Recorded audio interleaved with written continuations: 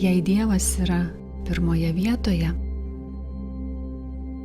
visa kita taip pat pirmoje vietoje.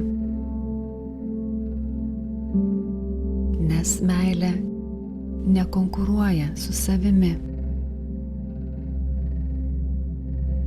Ji nesivaržo dėl tavo laiko ir nereikalauja iš tavęs įrodymų. Ji tiesiog myli.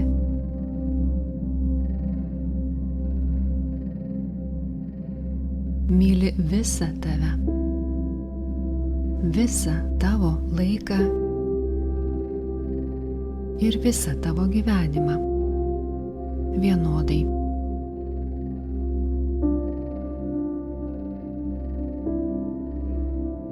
Kai bandai sudėlioti teisingus dvasinius prioritetus, suprasti, kas svarbiausia, tarsi norėdamas įrodyti savo tikėjimo tvarką, vis tiek jautiesi nepakankamas. Tai tarsi bandyti sutalpinti amžinybę į žmogiškas ribas.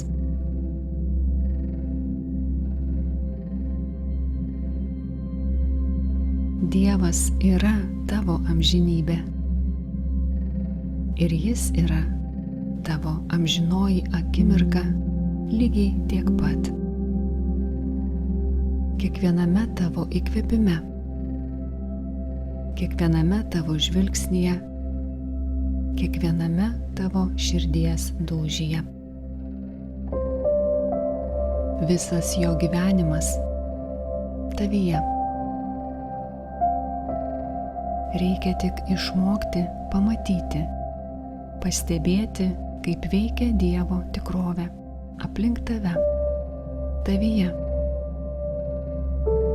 Ir kaip teka meilė čia ir dabar.